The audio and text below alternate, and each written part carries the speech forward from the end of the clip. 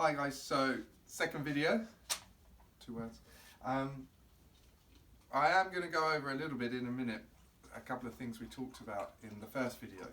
But essentially, everything we're talking about is we're looking at it holistically.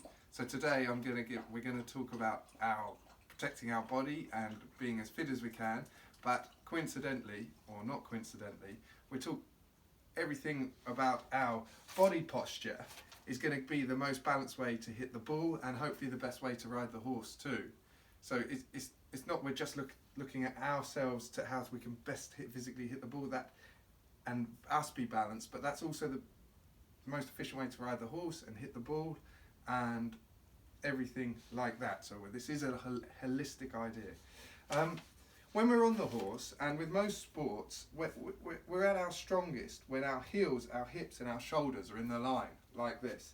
If you imagine playing a volley in tennis or whatever other sport it might be, this position, if we're going to make a rugby tackle, when we're teaching people to make a rugby tackle, with feet are the most important thing to get in the right position first. Obviously we can't be like that. It's important to remember that when we're in this position with our heels and our hips and our shoulders in a line and our feet don't move, we're going to hopefully allow, with a few signals and some slight feet movement and leg and seat movement, we're going to allow the horse to turn.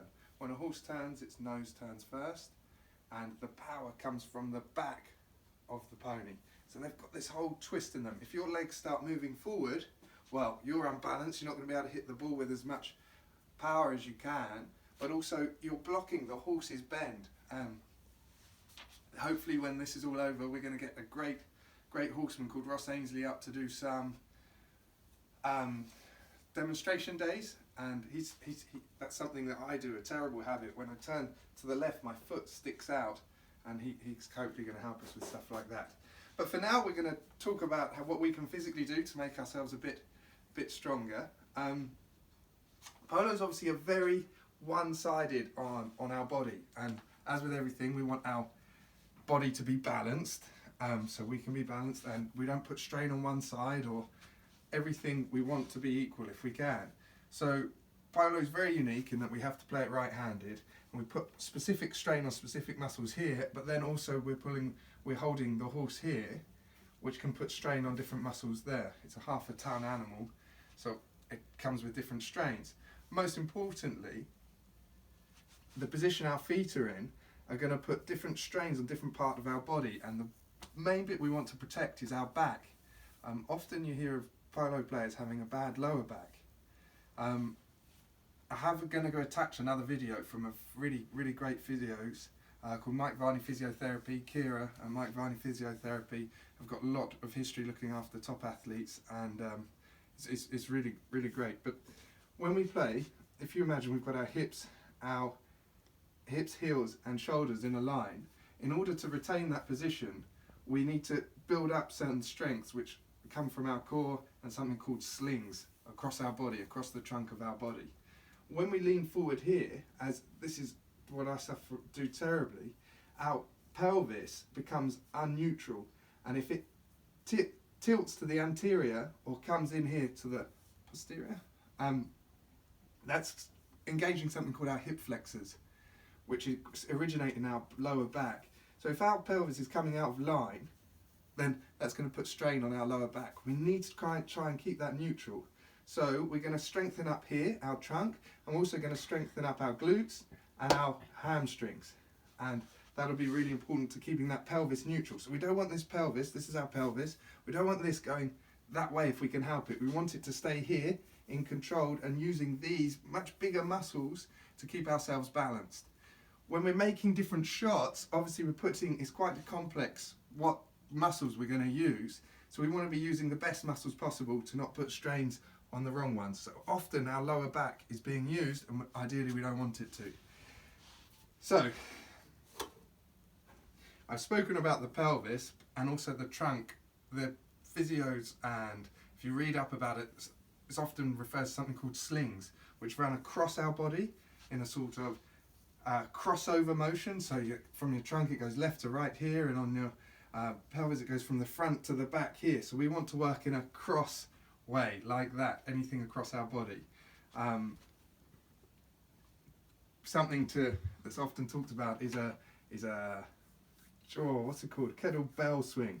Here, where we bring a big weight here and try it, or a kettlebell here and throw it up and down, trying not to fall over here and keeping weight evenly in both feet. And that's something we'll aim towards. But for now, I think if we just do, I'm going to show you I'm not amazing at this. I'm going to show you the trunk exercises that we might try, which is, we come in here. What's really important is, is that we don't let our hips move from side to side or up or down.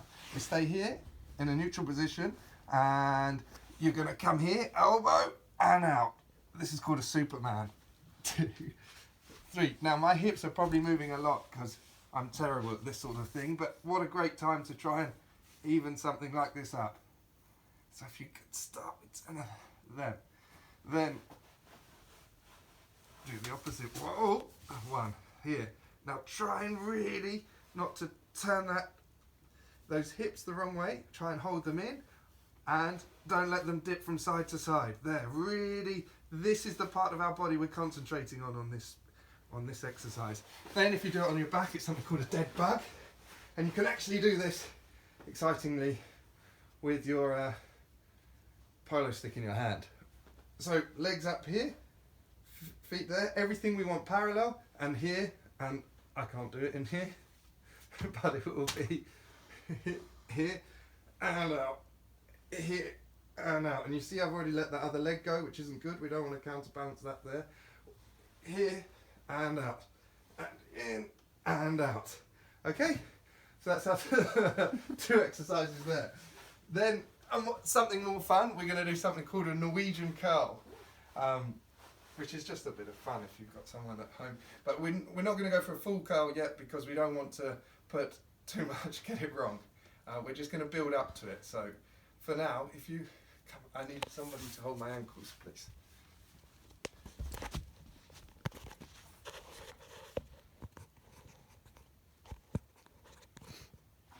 Any good? Hopefully. Should we check it? Yeah. Oh, that's perfect. Okay, so if you get someone to hold your ankles, hopefully not too tightly. Okay, and we're keeping again our hips in line with our shoulders, and we're engaging our bum, our glutes here, and our hamstrings. That's what we want to work on. We don't want that pelvis to tip out or come forward, obviously. So we're going to slowly bring ourselves forward, engage here, squeeze, squeeze, squeeze, squeeze, and when you feel it that you're going to fall forward, come back again. Okay, and build up. Shoulders in line with our hips, and come back again. Okay, if you feel your feet really falling forward, that's when to come back again. We don't want to put any strain on our lower back here. Pull your belly button slightly in and hold yourself. I don't want you gripping, but just hold yourself. Pull your belly button back to your back here. If you feel it in your lower back, you must stop this exercise. With all exercises, if they hurt, don't do them. Here, and then what we're aiming towards is and up. See, my shoulders came forward there. I'm trying to keep them in a straight line with my hips. Okay, that's what we're building up to. For now, just come forward here and bring it back. And you'll feel that hopefully burning down the back of your legs and into your bum, into your glutes. The other thing we can do, I actually haven't got one here, but if you've got a balance board, what we're ideally wanting to do is come back to this neutral position here. Now, when you're in this position on the horse, imagine if the horse was to vanish, all of a sudden disappear.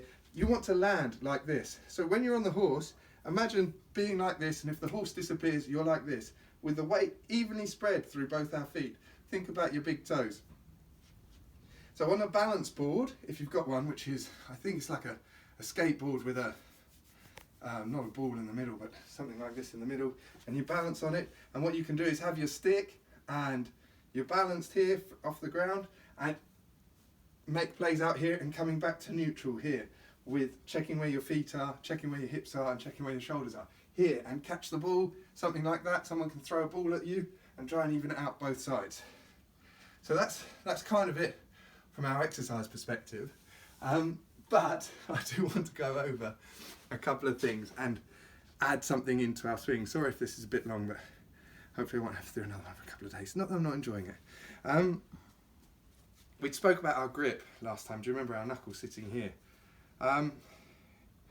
Which is really important. Something I wanted to add to, if you think of our palm being strength here, so if I'm going to push something, I'm going to push it with my palm here. That's strength. Our fingers are our feel, how we feel something.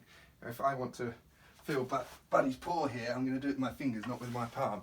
Well, this stick positioning is hopefully a balance of both, where I've got a feel for the stick, which is really important because this is a fast moving game and the ball is going to be in all sorts of places, and you've got to trust your hand-eye coordination and pick up things, which is going to bring me on to what I want to add on today.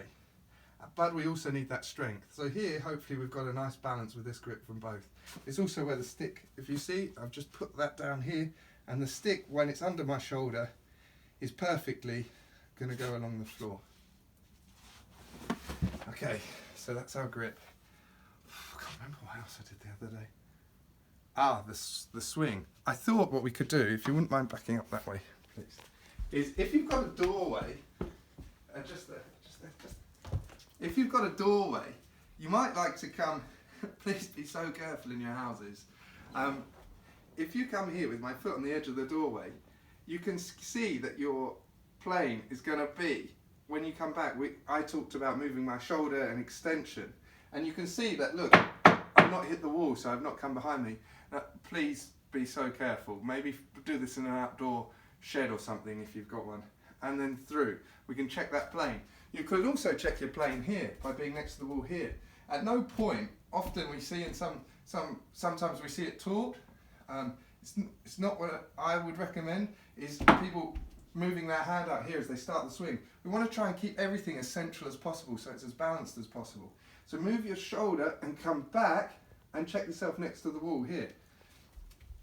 Shoulder, back and through. Really letting it drop though. One thing when we do these exercises is when we're thinking about something, we're not letting our muscles and our eyes pick up the memory and adjust. So when we're thinking about stuff, it's always too controlled. So we practice, controlled consciously. Then when that becomes unconscious, our hand, eye and different things are going to pick up the ball and we're going to let it take effect. Which is what I kind of want to talk about today. This shot that we went through on the offside, we are going to talk about backhands at some point, and it's unravelling angles in our body rather than using this big long shot to hit the ball. The problem being with this big long shot is it takes quite a lot of time to prepare, and if you play on any fields like I do, by the time I move my shoulders, by the time I extend my arm, well, the ball's moved 3 times. And I've already dictated to my body where that plane is, and it's going to be very hard for me to adjust that. So what I wanted to talk about is there's the right shots and the right plays and the right movements for the right times, and it's important not to just be too stringent and just say this is my one swing and this is what I must do every time, because polo is a very dynamic, moving, adjusting game, and you've got to be able to adjust yourself to the different situation that the ball or the horse or other people are in.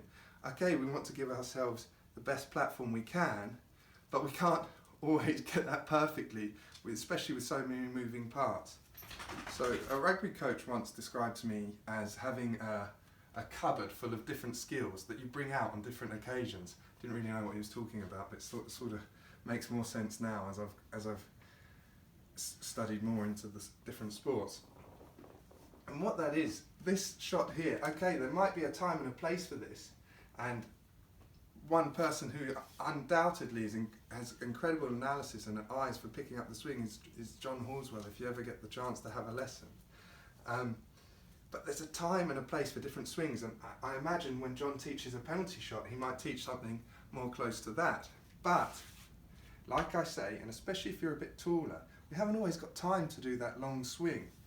And if you remember that karate analogy where we go through the ball, the most important thing is to chase through the stick. Let the power come. If we're going to accelerate the stick and add power, it's after the ball.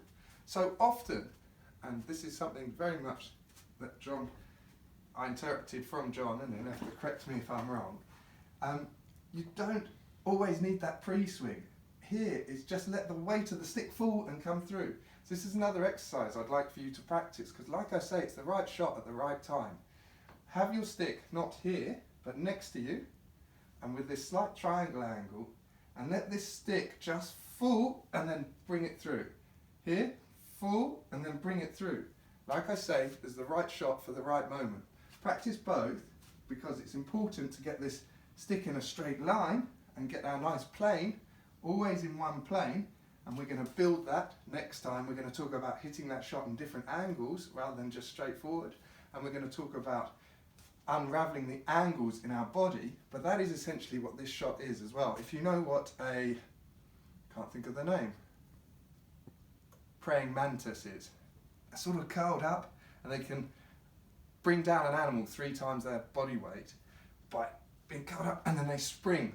And that's sort of what we're doing here. We're curling up the different angles in our wrist, our elbow and our shoulder, and we're unraveling them through the ball. And when you do that on a backhand, we unravel. We're not going to do backhands today, but I'm just putting it in the back of your mind. So here, we're going to unravel. Is it better if I come here? Here, like this. Ooh. We're letting the stick fall, and we're unraveling that wrist, we're unraveling the elbow, and we're going through. This is not a shot we'll use every time. This big, long one is fantastic because our shoulders are going to dictate where the ball's going, and hopefully we get our whole body behind it. We haven't always got time. So when you see the ball there and you need a quick pass, this is a fantastic shot. Let the stick come down, unravel the wrist, elbow, and then through the ball. It's really important we try and stroke the floor for as long as possible. There. Try both. So when you're outdoors with your ball, go hit shoulders extension and hit. Do that 10 times, and then here, try this different one. Let the stick fall and chase it. Let the stick fall and chase it. Making sure you've got your nice grip. And I think with the exercises, that'll do for sort of the next few days, hopefully. Thank you very much.